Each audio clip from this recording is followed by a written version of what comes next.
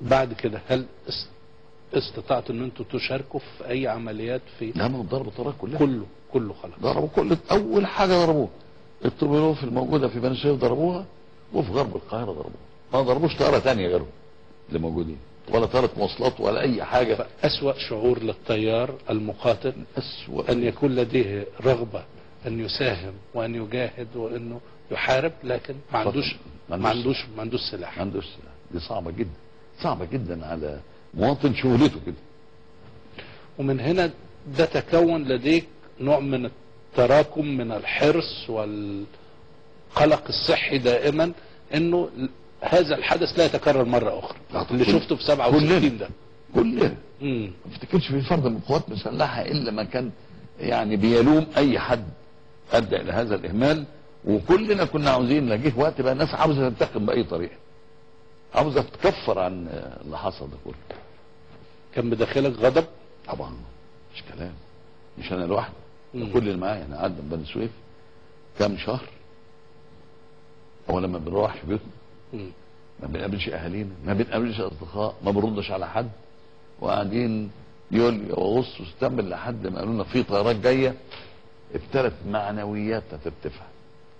فكان دايما الحرص والتفكير كيفيه ازاله هذا العدوان واثاره وما لحق به على العسكريه المصريه طبعا، واعاده مره اخرى الثقه في التاريخ المشرف لهذه العسكرية. ده معلوماتك، ده مش الطيارين فقط، ده حتى افراد الجيش، حتى الجنود كله عاوز يمسح العرض باي طريقه. ذلك في طول من 67 لحد الحرب كله عاوز امتى هنرد، امتى هنسترد الارض، امتى هنرد عليه. كتير جدا كان الواحد بيسمعها. ودايما حرصك انه لا يتكرر 67 مرة اخرى. والقيادات الجديده جت خلاص، الدشم زادت ووسائل الوقايه زادت، وبقى الواحد يحس بالواقع. سيادة الرئيس، كما تعلم النهارده احنا عندنا اجيال يمكن اللي عصرت حرب اكتوبر، بعضها ممكن يكون من 30 ل 40 سنه، ممكن الناس اللي هي تكون شافت 25 ابريل ممكن يكون عندها 20 25 سنه، ممكن يكون شباب في سن المراهقه ما يعرفوش هذه الملاحم المجيدة في تاريخ مصر، كيف انتقلت مصر من الهزيمة إلى النصر. سيادتك كنت شاهد عيان على هذا الموضوع، ممكن تفرد لنا من وقتك لو سمحت، ونحن نحاول أن نستغل كرمك ووقتك، أنه تقدر تفتح لنا ملف كيف استطعت كشاهد عيان بجهدك كقائد لسلاح الجو المصري في 72 أنك أنت تستكمل مسيرة تحقيق النصر مع زملائك وقادتك، بحيث انه نصل الى 6 اكتوبر 73 ونصل الى 25 ابريل 82. المسيرة عاوزة مجلدات وعاوزة شرح كثير جدا. كنت هتكلم على من يونيو 67 الى اكتوبر 73 ففترة عملية استنزاف، وفي فترة إعادة تنظيم القوات المسلحة، وفي بدء التدريب والتحضير للعمليات. ده عاوز مجهود ضخم جدا وعاوز وقت طويل. أعتقد الشباب اليوم ما عندوش فكرة عنه، وما عندوش فكرة عن التضحيات اللي حصلت في الفترة دي كلها، سواء في حرب الاستنزاف أو في حرب التحرير. تضحيات كبيرة جدا، ولازم كل شاب يعرف إيه اللي عملته القوات المسلحة. والقوات المسلحة هي أصلا مواطن مصري عادي بيحمي بلده. ان كان حصل نكسة في 67 لازم يشوف ايه اللي جرى حتى وصلنا الى 73 والانتصار اللي عمله قوات المسلحة والشباب في 73. سيادتك كريم وشبابنا يستحق، فيا ريت نقدر ان احنا نفتح الملف ده مع بعض. والله مستعدين نفتح الملف وناخدك الى غرفة العمليات القوات المسلحة وغرفة عمليات القوات الجوية عشان اقدر اشرح لك ايه اللي كان بيحصل. طب يا ريت سيادتك تحدد لنا مواعيد نقدر نروح ونصور ونشوف الاماكن دي على الطبيعه. ده كرم من سيادتك. لا، مستعد اخدك من دلوقتي حالا. دلوقتي على طول نطلع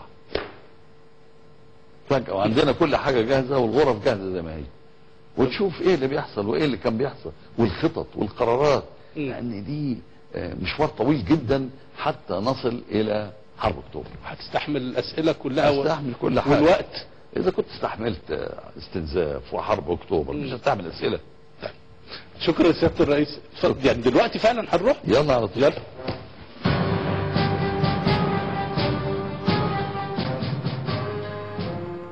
اتفضل. انت عندك وقت تقعد تسمع؟ انا تحت امرك، بالعكس ده يا ريت. اتفضل.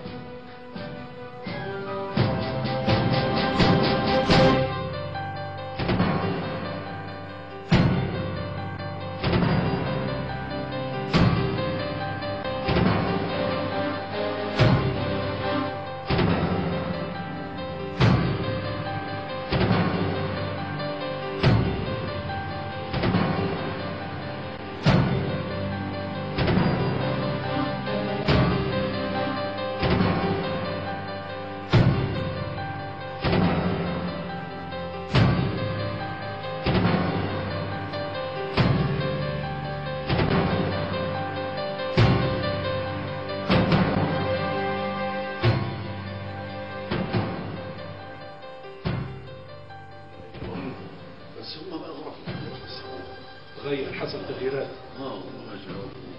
فتحوا حيطان كتيرة جدا وعملوا عمود خرسانة وسعوا النور.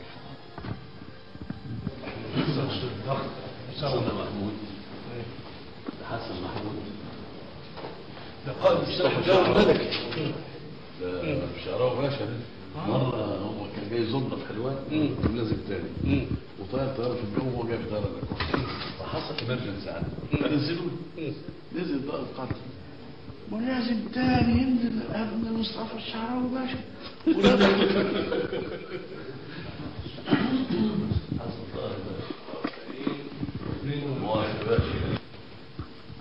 كل كنتوا عارفين تاريخهم او معول عندنا علي اسلام باشا جروب كابتن. هو ده اسمه تايب بيك. ده من 33 ل 36.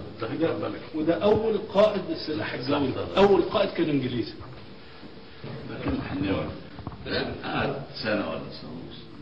وقال بغدادي برضه قعد حوالي من 69 ل 72 يعني سنتين. ده اللي سيادتك استلمت منه. كنت بعديها انا كنت رئيس اركان. كنت رئيس اركان القوات الجويه. سيادتك قعدت بقى من 23/4/72 ل 16/4/65. 3 سنين. 3 سنين اللي هم 3 سنين الصعب كده. وده شكل عماني مستلم بعديه على طول. هل في من اللي جم بعد سيادتك من تلامذتك او معاونيك؟ في اللي بعد كده. شكل عماني كان دفعتي. كان دفعة سيادتك. ده كان دفعة بعدين او دفعتين بعدين. نعم. ده قعد سنة ونص. نعم. ده كان طالب في الكلية وانا كنت مدرس في الكلية. معقول يا فندم؟ بس ده ما شاء الله يعني تلامذته. وكان في القسم النهائي وانا كنت جيت في الكلية. لسه كل يعني بقية الصور اللي مستمرة لحد نهاية الطابور ده كله كلهم تلامذة سيادتك. ده كان تلامذة محمد علاء الدين بركات واحمد نصر كان تلامذة. احمد نصر، فريق احمد نصر. وده احمد محمد شفيق اللي هو وزير الطيران. وده مجدي شعراوي. ايوه فشوف قائد الحرب. قائد الحرب كان في الاستطلاع وفي السخوي وكل دول كان تلامذة حضرتك. تشعر حضرتك وانت بتستعرض فخر طبعا. فخر. بتبقى في علاقة إنسانية. حتى بعد ما بيسيبوا السلاح بتفضل تدور عليهم. عليهم في المناسبة بتاع بيجوا نازل لكن تحب تطمن عليهم. بسأل عليهم يعني مجدي شعراوي بيسأل عليهم باستمرار يقول لهم فين، يقول لي موجودين في اي مناسبة في يوم الطيران بيجيبهم. شوف سيادتك دلوقتي هتاخدنا لغرفة قيادة العمليات اللي هي دي حصل فيها. دي اتغيرت خالص. بس هي دي اللي كان فيها إدارة الحرب في 73. قعدت فيها 4 شهور وما خرجش. انا على فكرة شاكر على المفاجأة دي من سيادتك يعني واخدنا اتفرجنا على هذا المكان المهم. عايز نقول ان احنا دون ان افشي اسرار ان احنا في مكان تحت الارض، مكان ما هو تحت الارض. هو تحت الارض بالظبط.